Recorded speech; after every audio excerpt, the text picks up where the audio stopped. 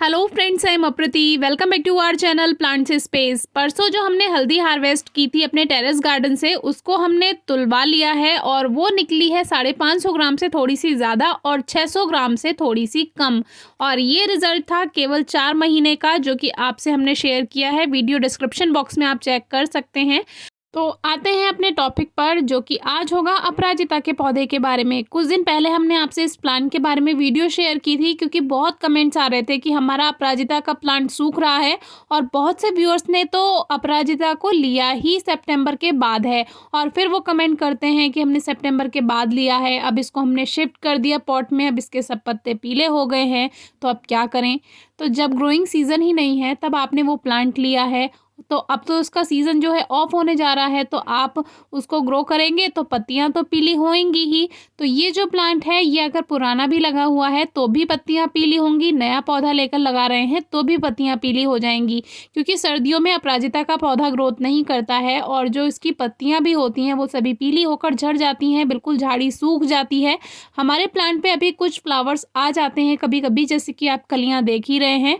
और पानी भी हमने देना बहुत कम कर दिया है, क्योंकि इन दिनों पानी जो है बहुत कम सूख पाता है मिट्टी का, क्योंकि सर्दियां आ जाती हैं तो पानी बहुत ध्यान से देना चाहिए प्लांट्स में। तो अपराजिता के पौधे में भी जब ग्रोइंग सीजन ही नहीं है तो आप उसमें इतना ज़्यादा पानी देंगे तो जड़ें वैसी ही गल जाएंगी, और वो डोरमेंट सीजन के लिए पत्तियाँ गिराएगा, उससे पहले वो ओवर मॉइस्चर की वजह से पत्तियाँ गिरा देगा।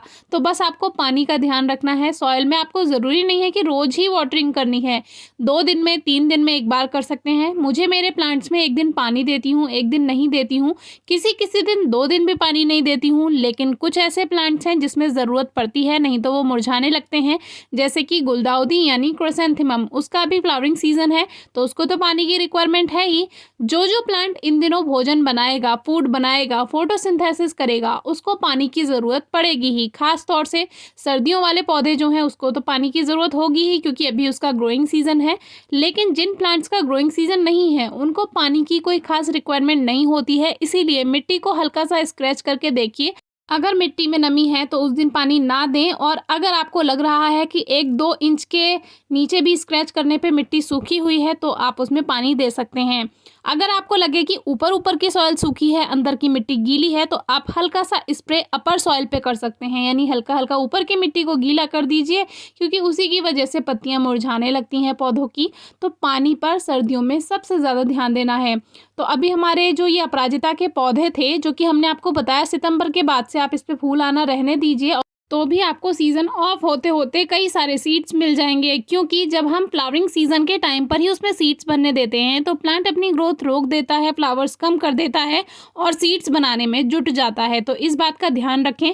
सितंबर से अगर आप सूखे फूलों को रहने देंगे पौधे पे, तो उसमें काफ़ी सारी फलियाँ बन जाएंगी, जैसे कि आप देख ही रहे हैं, छोटे छोटे प्लांट्स हैं फिर भी कितनी सारी फलियाँ बन गई। तो ये रिजल्ट है कि आप लेट अगर प्लांट पे सीड्स बनाते हैं तो भी आपको कई सारी फलियां मिल जाएंगी।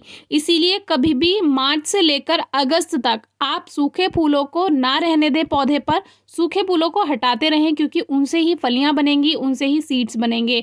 अब देखिए, एक के बाद मैं इन्हें एक के बाद हटाती जा रही हूँ और देखिए कितनी सारी फलियां मुझे मिलती जा रही हैं। वो तो गनीमत रही कि बंदरों ने इसको नहीं देखा। तो ये वीडियो मैंने कल शूट की थी और आज ही बंदर की नज़र इस पर पड़ गई, तो वो तो मैंने अपनी जो इसकी फलियां थी वो हार्वेस्ट कर ली थी, नहीं तो वो सब जाती रहती। तो अभी इसमें मुझे काफ़ी सारी फलियां कल ही मिल गई थी। और अपराजिता में हमारे पास एक सफ़ेद और एक नीला कलर है, 2 कलर हैं। पहले हमें फलियां अलग अलग रखनी पड़ती थी, लेकिन फिर हमने इनकी फलियों को खोलकर देखा तो हमें इसका कलर पता चला। जो इसमें से सीड्स निकलते हैं, जो सफ़ेद वाली हैं, उनका रंग या तो हरा होगा या उसमें मरून कलर होगा, और जो ब्लू वाली अपराजिता है उसका बीज काला होता है। तो ये देखिए, ये इसमें हल्का हरा शेड है, जैसे मूंग की दाल का कलर होता है, बिल्कुल वैसा। तो इससे हमें पता चल जाता है कि ये सफ़ेद कलर है या नीला। तो पहले अलग अलग रखना पड़ता था, लेकिन अब नहीं रखना पड़ता। अब हम दोनों ही फलियों को मिक्स कर लेते हैं और बाद में इसको खोलकर इसके सीड से पता चल जाता है कि ये कौन सा कलर है। तो अभी ना तो आपको ट्रिमिंग करनी है। कुछ व्यूअर्स ने पूछा है कि क्या अभी अपने प्लांट की कटाई छटाई कर सकते हैं, क्योंकि अभी रंगत थोड़ी बेकार हो रही है। तो अभी कटाई छटाई करने की ज़रूरत नहीं है। ट्रिमिंग प्रूनिंग का टाइम जो है वो फरवरी का है। फरवरी में कटिंग कीजिएगा तो नई ग्रोथ अच्छे से आएगी। फिर भी कोई क्वेरी है, क्वेश्चन है तो ज़रूर पूछिएगा। Thank you.